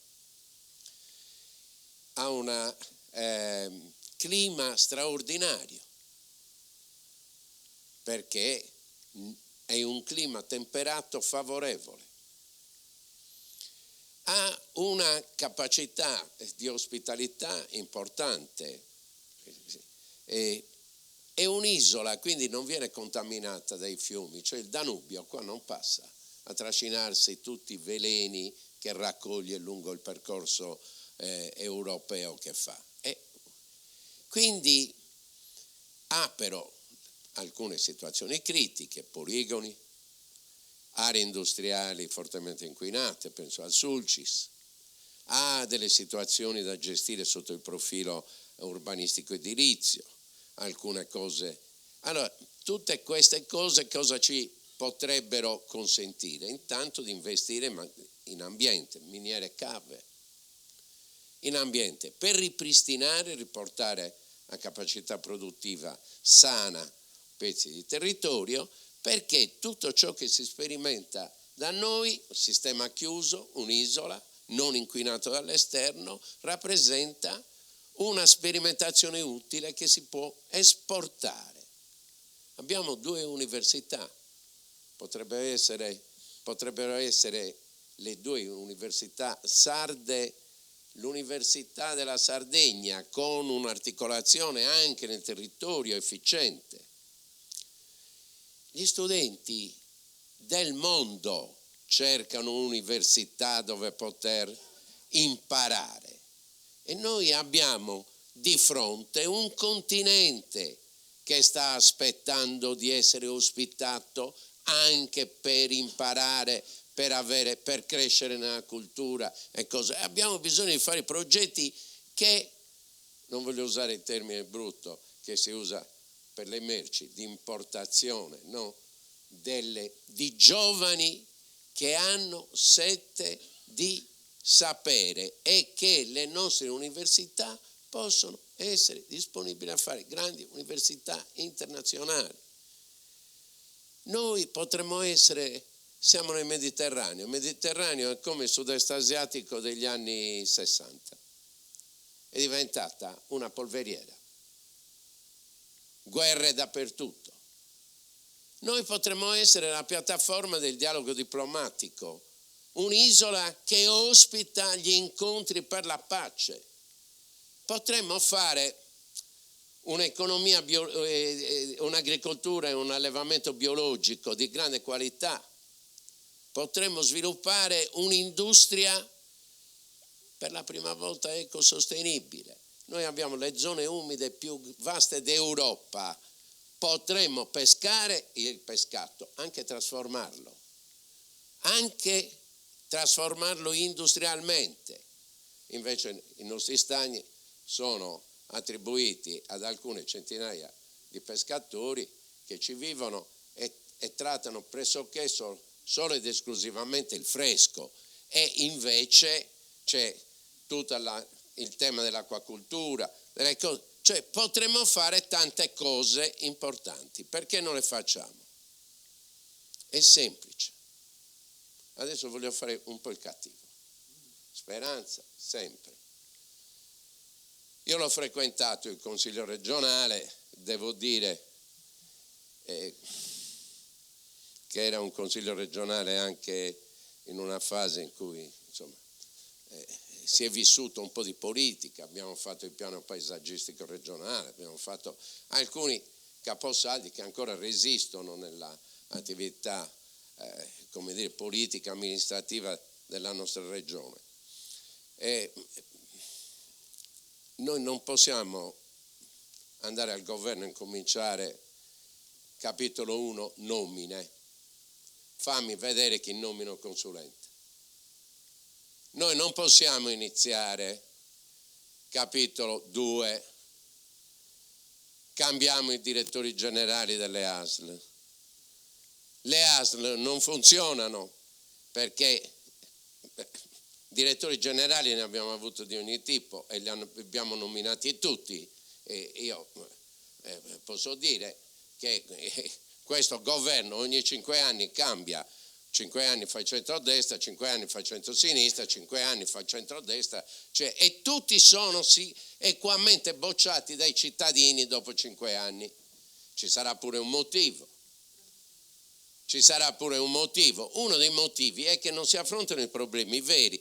Io ho provato in questi giorni a fissare una visita cardiologica per una persona, amica mia, di 76 anni, che ha un problema serio di salute. Intanto il medico di base gli ha sbagliato la ricetta per 3 volte.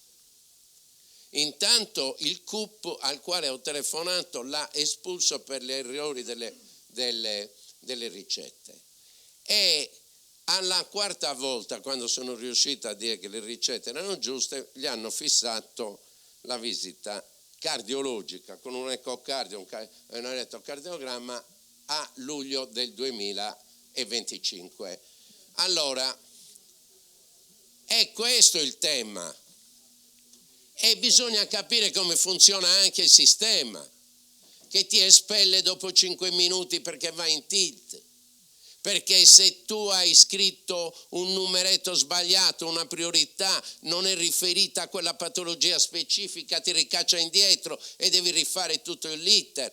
Cioè ci sono cose che non funzionano, gli uffici sono deserti. Io ho fatto il funzionario della regione per decenni, sono deserti. Come faccio ad assistere i comuni? Ho fatto il direttore dell'agenzia regionale e c'erano 30 dipendenti di ruolo nel 2004. L'ho portata da 3 miliardi circa di lire a 72 milioni di budget dopo 3 anni.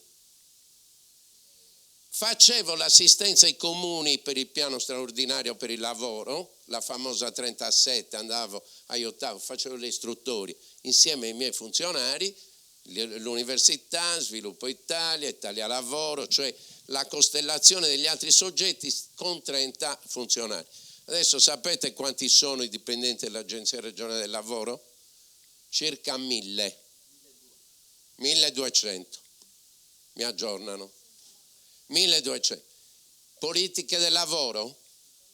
Non ce n'è. Incontro, domanda, offerta. Fanno dei convegni, chiamano incontro, domanda, offerta. Ma in Sardegna non c'è domanda di lavoro perché non ci sono imprese e non c'è offerta di lavoro perché non prepariamo i ragazzi. Allora, Speranza, se si va al merito, e bisogna farlo, ha ragione Annico, ha ragione Daniela, ha ragione Massimo, i comuni, lo dice lo statuto della regione.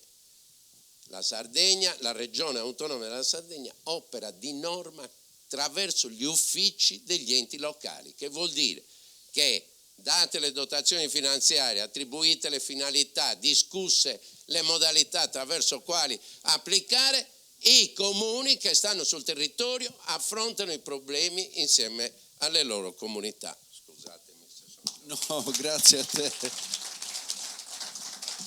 Credo che questi siano problemi reali che bisognerà affrontare una volta per tutte nelle sedi opportune.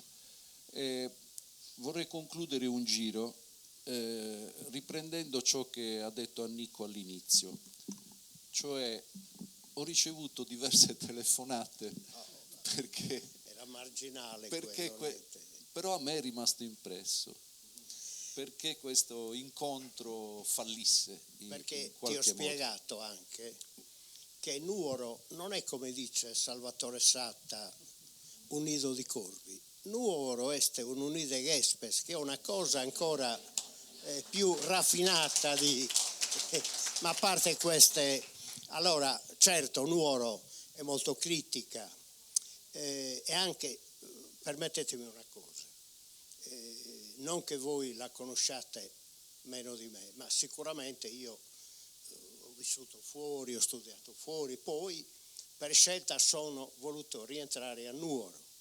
Forse ho sbagliato, questo non lo so col tempo. Sicuramente nella mia visione anche di aver partecipato, ieri ad esempio un signore che non conosco mi ha invitato, ha detto posso offrire da bere? Ho detto perché? Per ringraziarla per quello che lei ha fatto. Ho detto vabbè, forse un adulatore. Allora uno... Roberto dice negativo, ma io più che negativo sono realistico. State attenti a quello che sta succedendo. Immaginate, non solo per la burocrazia, per una serie di ragioni. Uno, ad esempio, quando Nuoro ha perso la sua funzione di centro burocratico amministrativo, già quello ha subito un colpo micidiale, cioè qui non c'è più un ufficio periferico dello Stato, è rimasto frattaglia, non c'è più niente, anche la regione non è che sia promesse, penso, non lo so, alla scuola forestale, no, un esempio sto facendo, tanti altri temi, ma non se ne parla manco più. Ma voi immaginate, allora, una cosa emblematica. Io, oltre ad aver fatto il sindaco, per mia sventura, perché poi me ne sono un po' pentito, ho fatto anche il presidente del consorzio industriale. Quindi stiamo parlando del 90. Nel 90 abbiamo dato in carica a un professionista per collegare la zona industriale, si fa per dire, per la zona artigianale, per collegare la zona di Pratosardo alla viabilità principale e al collegamento ferroviario, che sono basilari, perché chiunque conosca un po' di logistica, già il decentramento di quella zona. Poi, man mano, cosa è diventata, scusate, Pratosardo? È diventato un centro commerciale, non ci sono attività produttive e lo Stato e la Cassa per il Mezzogiorno ha investito per infrastrutturare quelle zone delle ingenti somme per poi fare dei centri commerciali. Ma questo grida vendetta. Allora quel progetto da 20 anni a questa parte, o 30, non se ne parla più. Se ne è parlato qualche giorno fa. L'infrastrutturazione, i collegamenti. Nuoro non può continuare a rimanere così isolata. Poi sarà questione di opportunità, il collegamento. Sicuramente, perché se ne è parlato nel passato, Nuoro non può guardare come è stato fatto da alcune amministrazioni, per dire quando sono state fatte le zone sviluppo speciale, guardare verso Arbas, Tortolì. Il nostro sbocco naturale è Olbia, questo non vi è alcun dubbio. Allora quindi io non è che non ho speranza, certo che dentro di me vorrei fare qualcosa che non riesco a fare, ma realisticamente mi rendo conto che probabilmente non abbiamo né la forza e forse anche la volontà di far uscire da questa bolla questa città. Quindi non sono pessimista, sono realista. Va bene. Io credo che ci sia tanto da fare, che si possa fare, ma che bisogna veramente essere uniti per poter fare qualcosa e che bisogna mettersi a disposizione. Un'ultima domanda per Massimo. Hai fatto 2 mandati come sindaco, sei stato in consiglio regionale, candidato alla presidenza, perché sei voluto tornare a fare il sindaco? No, per quello che dicevamo prima, alla fine vedo il potere romano, ho vissuto il consiglio regionale sia prima, abbiamo fatto il consiglio regionale insieme nella legislatura 2009 con Roberto, e poi successivamente nel 2014 sono stato eletto in consiglio, 2019 sono stato eletto nuovamente in consiglio regionale, perché percepisco lo Stato per l'apparato burocratico, per l'apparato politico e le regioni distanti dai problemi dei cittadini. E se sei nell'assemblea parlamentare, diciamo che se sei uno attivo, uno concreto, al di là di alcuni interventi, alcuni provvedimenti, che poi però se devono essere attuati dalle regioni o dallo Stato non arrivano, quindi buoni propositi, buoni provvedimenti, ma che hanno difficoltà, diciamo, a generare sviluppo. Mentre nei comuni, se sei messo nelle condizioni di poter fare, con risorse per investimenti e risorse di parte corrente per l'animazione culturale, sociale, economica, di spettacolo e la gestione di quel che realizzi, risorse quindi che ti consentono di gestire ciò che realizzi, se pensi una cosa la realizzi, cioè la vedi realizzata. E per quanto concerne l'amministrare una grande realtà urbana, perché comunque sono quasi 500.000 abitanti, quelli dei soli 17 comuni della città metropolitana, che ovviamente in una dimensione di un'isola di 1,5 milioni vuol dire un numero molto consistente di persone. Fare il sindaco, io ricordo sempre con Giuliano Pisapia la rappresentazione dell'Expo a Milano nella galleria, quindi giornali, giornalisti, testate, di tutto il pianeta. Dopo dovevamo parlare di alcune cose di politica, insomma, in relazione al campo progressista, ambasciatori di stati esteri, eccetera. Vabbè, insomma, grandissime personalità.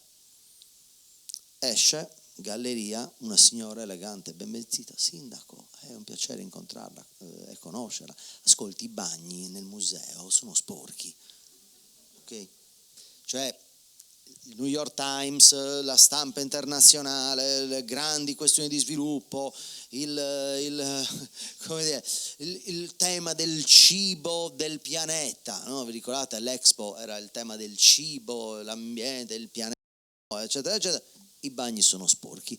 Grazie, provvederò, segnalo subito, arrivederci. Cioè immediatamente, 4 secondi dopo, più volte al giorno, tu sei sempre costretto a ragionare dello sviluppo, ma sei credibile se parli dello sviluppo che vorresti creare, se ripari la mattonella, se l'illuminazione pubblica funziona, se la città è pulita, se la polizia locale interviene da una percezione, anche solo con la presenza di serenità e controllo, se l'acqua viene erogata 24 ore su 24 ed è potabile, magari, se i trasporti pubblici funzionano, se l'energia ha una continuità e magari non con altissimi costi per le famiglie e le imprese, se i rifiuti vengono lavorati perché differenziati, e noi siamo la regione col più alto numero di rifiuti differenziati, ma sappiamo che un nostro vicino di casa, un parente, un amico, grazie alla nostra differenziata sta lavorando in un'impresa che ricicla,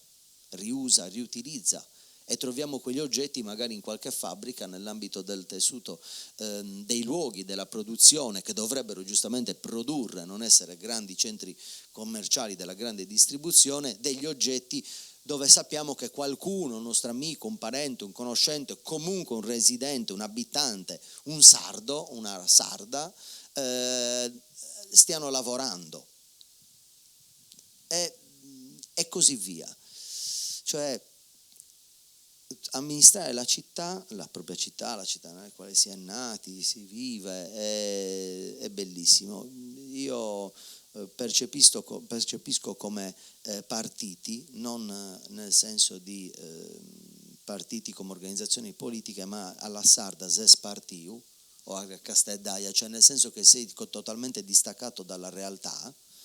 Molti che frequentano alcune stanze, dei bottoni a livello, ad altri livelli, che non hanno la percezione, sembra che il tempo sia una variabile, come dire, perché chi vola alto non si accorge delle buche, però si cade anche dall'alto e ci si fa più male. E quindi questo motivo. Poi no, chiudo, insomma, questo è il motivo. Mi piace, sono innamorato della mia città, sono innamorato della Sardegna, mi piange il cuore perché penso questo, e chiudo veramente, in economia come nell'ambiente la desertificazione contagia le isole, le oasi meglio dire. In economia è uguale, cioè se attorno a Cagliari c'è il deserto, il contagio della desertificazione economica arriva anche a Cagliari. Non può esserci una sopravvivenza di Cagliari e Olbia con attorno il deserto economico, produttivo, sociale, perché quel deserto è anche all'interno delle nostre città, se è fuori dalle nostre città. E quindi è un piange il cuore di queste grandi potenzialità. Molto io penso che possa essere impostato sulle questioni dell'ambiente, anche per attrarre giovani, ragazze e ragazzi. Il tema dell'immigrazione e dell'emigrazione è molto importante, lo diceva Andrea molto, molto bene. Lo si risolve il nostro tema il nostro problema in questo modo, avvicinando e attirando altri. E amministrare è impegnativo indubbiamente. Adesso leggevo prima, alla scuola di Santeria hanno trovato un ratto, bisogna fare la deratizzazione, perché poi è tutto così, no? Ogni giorno, serve una cosa, no? Adesso ho lasciato il telefonino per 2 orette, ho visto già un messaggio, bisogna chiamare, è la cosa più bella che si possa fare. Grazie. Daniela ha detto adesso, Massimo, se muore Cagliari se muore il territorio muore Cagliari e viceversa. E viceversa, sì. Se muore Nuoro il territorio come risponde? E poi volevo toccare proprio in maniera leggera un tema, lo spopolamento e l'immigrazione. Che rapporto come stiamo pensando di regolarci, o quanto abbiamo bisogno di una corretta immigrazione e formazione di chi può arrivare a darci una mano. Ok, velocissima, provo perché abbiamo tutti fame fra poco, no? Allora, il primo tema, Nuoro non solo non muore ma non morirà. Nuoro è il punto di riferimento del nostro territorio, ma più ampiamente politicamente io lo definisco sempre l'epicentro di tutte le più grandi rivoluzioni che poi partono in Sardegna, nel bene e nel male, perché qualcosa è andata bene, qualcosa è andata male. La vivacità politica che c'è a Nuoro e che oggi sembra magari sopita, in molti altri luoghi della Sardegna non c'è, tant'è che siamo qui oggi a parlare, a discutere, e penso che ci sia comunque un'idea o comunque ci sia un ragionamento di fondo su come riportare a Nuoro un'amministrazione al più presto, ovviamente nel maggio prossimo. Io dico sempre che il miglior commissario è sempre peggio del peggior sindaco, perché comunque c'è bisogno di un'amministrazione, sempre, e quindi il fatto che se ne stia parlando ovviamente e che ci sono tante diplomazie al lavoro è importante. E Nuoro è importante per tutto il territorio perché fa un po' da aggregatore di tutte quelle che sono le esigenze dei comuni che ci sono intorno. Noi facciamo riferimento, tutti i comuni del Nuorese fanno riferimento a Nuoro, non solo perché qui ci sono magari tutti i servizi che poi la provincia, tutte l'INPS e tutto quanto, e molti dei nostri cittadini vengono qui a lavorare, ma soprattutto perché quando una provincia ha un'amministrazione forte, io mi auguro che trovi un'amministrazione forte, la sua voce è molto più forte anche nei confronti delle istituzioni superiori. Di questo prima di tutto bisogna rendersi conto. Non mi azzarderei mai di dire che siamo una città metropolitana, però siamo un territorio. Nuoro si assomiglia molto per tradizioni, per diciamo complessità culturali ai paesi che ci sono nella provincia di Nuoro, e questo deve essere un fattore di forza. Avere un'amministrazione forte a Nuoro significa far sentire forte la voce di tutto il territorio. Questa deve essere la base. Per quanto riguarda lo spopolamento, penso che sia già stato detto praticamente tutto. Non esiste una bacchetta magica che risolva questo problema. Esistono però una serie di azioni che si possono mettere a correre su vari segmenti e settori dell'amministrazione pubblica che possono aiutare a invertire questo trend.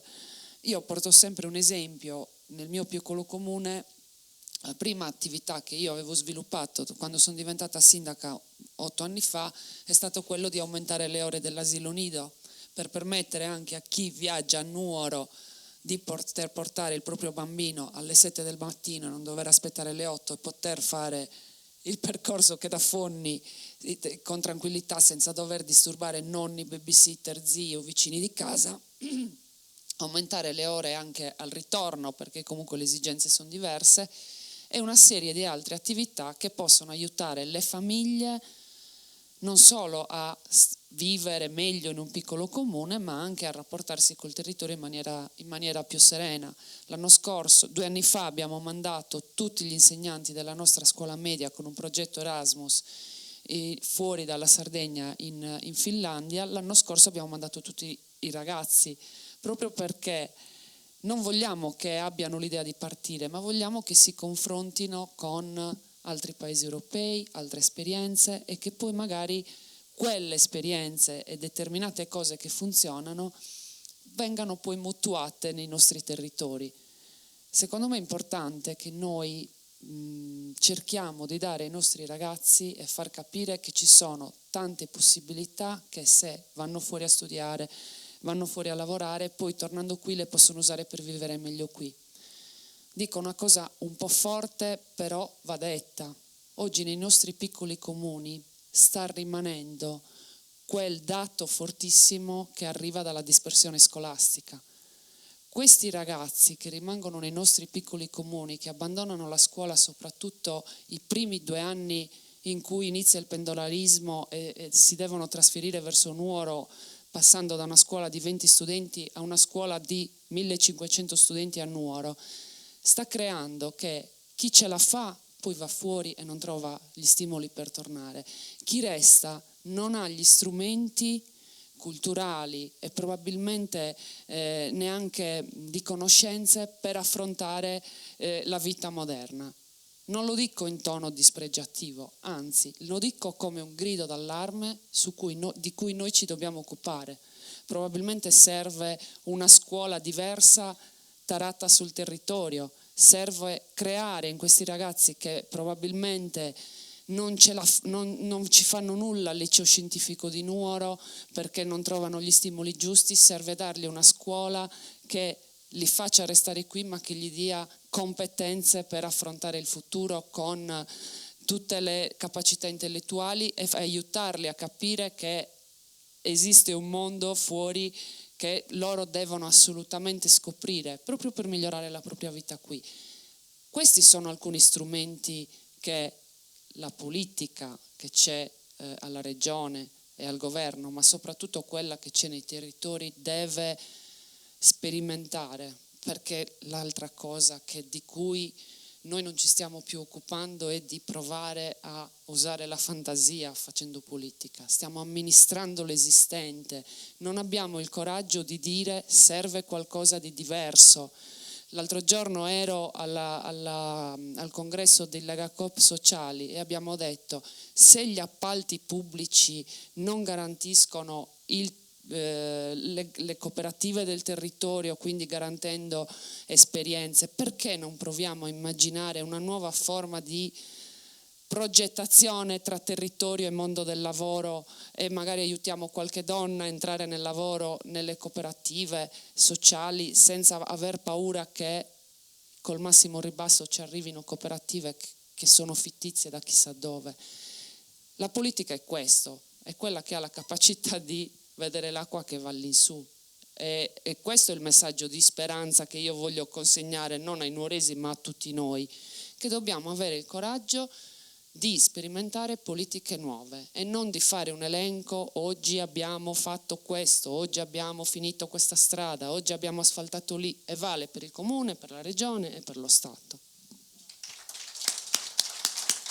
Condivido moltissimo di ciò che hai detto. Meno propaganda, probabilmente più informazione sarebbe opportuna. Vorrei concludere con te. Grazie. E dirti e farti una domanda, che è un poema. Tu sei sindaco di Nuoro, no? Perché quando uno fa il sindaco rimane sempre. Che cosa non rifaresti?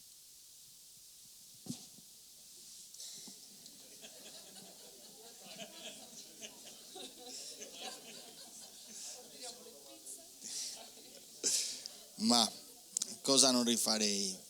Ma sapete, nella vita, sai Roberto, nella vita questa è sempre una cosa difficile, perché ogni giorno ci sono dei bivi e uno prende una direzione piuttosto che un'altra, e quindi c'è un sacco di cose che non rifarei magari, no? Sicuramente magari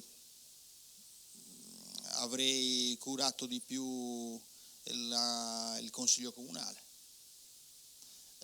Avrei fatto la lista del nostro movimento civico, l'avrei fatta non all'ultimo giorno, ma l'avrei preparata per tempo, chiedendo la disponibilità alle persone che poi magari non si vogliono impegnare ma che hanno comunque una passione. Avrei valutato diversamente il rapporto con le forze politiche. Avrei fatto tante cose che magari non ho fatto, però l'importante è che quando tu fai delle cose le fai sempre in buona fede e con l'intento di accompagnare la tua comunità a un percorso migliorativo nell'ambito di una visione. Poi chiaramente si fanno gli errori. Io, sapete, non lo dico per vantarmi, non è un vanto, però a casa mia la politica si respirava da bambino, perché mio nonno era Salvatore Mannironi, che era un antifascista, costituente, deputato della Repubblica, poi sottosegretario dal 54 al 71, morto ministro, quindi in casa la politica si parlava solo di quello. E siccome mio nonno era un mito per me da bambino, allora molte volte chiedevo a mia mamma, che da quando era morto nel 71 non è più andata a votare per tanti anni, perché è morto nell'ambito di una situazione complicata della democrazia cristiana di allora, gli chiedevo: ma nonno, che tipo era? Ne ha mai fatto degli errori? E lei mi diceva sempre: è certo che ne ha fatto errori, è che dagli errori li fa solo chi fa qualcosa, se no, se uno non fa niente non ne fa errori. Allora io non vi voglio dire cosa avrei fatto e cosa non avrei fatto, vi voglio dire una cosa. Quando mi sono candidato, l'ho raccontato l'altro giorno nella sala del Consiglio Comunale a Cagliari, quindi magari loro mi sgridano perché lo sentono per la seconda volta in pochi giorni. Quando mi sono candidato nel 2015, io non avevo un amico avvocato che aveva fatto il sindaco, non sapevo a chi rivolgermi, mio padre era già morto, ho detto: ma questa esperienza come sarà? Allora ero in tribunale il giorno a Cagliari, in Piazza Repubblica, e davanti in Piazza Repubblica c'è lo studio De Logu, del sindaco di Cagliari Mariano De Logu. E siccome per me De Logu, nel mio studio delle buone pratiche amministrative, mi sembrava uno che aveva preso Cagliari per mano perché la amava e gli aveva iniziato a dare una direzione, così come è successo a Golfaranci con Fasolino, Cucureddu a Castelsardo è stato un ottimo sindaco, a Bauneo Salvatore Corrias è stato un ottimo sindaco, ci sono tante esperienze, no? Allora sono andato da lui e gli ho chiesto: avvocato, ma io mi vorrei candidare, non lo so come si fa. E lui mi ha detto: se te la senti fallo, però devi avere una visione, devi mantenere il lavoro, perché se no sei ostaggio della tua maggioranza che ti vorrà togliere la cloche a un certo punto, e soprattutto devi curare tutto, insieme alla visione, anche la mattonella di Via Dante, che magari l'aiuola di Via Dante che i muratori stanno facendo male. Questo ce lo devi sempre avere presente. E mi ha detto: io ho fatto 10 anni circa, quanti anni ha fatto il sindaco? 9 forse, 9 anni il sindaco, e ho fatto 10 anni il senatore. Però ti dico una cosa, da sindaco, allora oggi le indennità sono superiori, ma allora no, le indennità erano bassissime. Da sindaco lavoravo moltissimo e non avevo soldi dall'amministrazione, però era un'esperienza bellissima. Da senatore avevo un sacco di soldi e non sapevo cosa fare. E ti dico che, tornando indietro, l'esperienza più bella che ho fatto nella mia vita politica è quella di fare il sindaco di Cagliari, la città che amo. Quindi un appello voglio fare. Ragazzi, non facciamoci prendere dalla rassegnazione, in qualsiasi ambito politico, diamoci da fare, facciamo politica per la nostra città, per la nostra Sardegna, e siamo consapevoli che se noi abbiamo una visione, come un pittore davanti a una tela bianca che può prendere la matita, disegnare e poi colorare con i colori, noi possiamo costruire una Sardegna diversa. Dobbiamo solo crederci, è possibile invertire la rotta, combattere la rassegnazione, combattere la depressione e andare con l'impegno e con la determinazione a costruire un qualcosa di bello per il futuro. Bene, io vorrei concludere così. Io ho fatto il deputato, il consigliere regionale, non ho mai fatto il sindaco, ho fatto il consigliere comunale e ho voluto ascoltare i sindaci. Non sono potuti intervenire Antonello Soro e Sandro, che mi ha mandato un messaggio poc'anzi perché è stato convocato per le questioni sindacali dello sciopero, lui è rappresentante sindacale dell'area medica, e Antonello Soro che ha avuto un problema familiare, insomma, e non è potuto intervenire, ma hanno sostenuto questa iniziativa, così come anche Mario Zidda, che però per altri motivi non è potuto intervenire. Perché io credo che bisognerà fare delle scelte da qui a maggio, e le forze politiche, o meglio, non direi le forze politiche, le persone, associazioni, movimenti che si vogliono occupare di questa città lo facciano in maniera palese e pubblica, probabilmente. Io credo che assumerò un'altra iniziativa, che è quella di fare un incontro tra le forze che si vogliono occupare della città di Nuoro, non presso un caminetto o una cosa, ma farlo in maniera pubblica davanti ai giornalisti senza microfoni, le riunioni che si fanno preelettorali, di farle in maniera pubblica e confrontarci sul futuro di questa città. Sarebbe importante farlo. Al momento io non sono candidato a sindaco, ma potrei pensarci. E quindi avevo necessità prima di confrontarmi con chi il sindaco l'ha fatto, con chi il sindaco lo sta facendo, e certo non è rassicurante, però è vera una cosa, se ami una città che ti ha dato tanto, tra l'altro, credo che sia arrivato anche il momento di mettersi a disposizione e dare quello che ognuno di noi può dare alla propria città e al proprio paese. Grazie di nuovo di aver partecipato.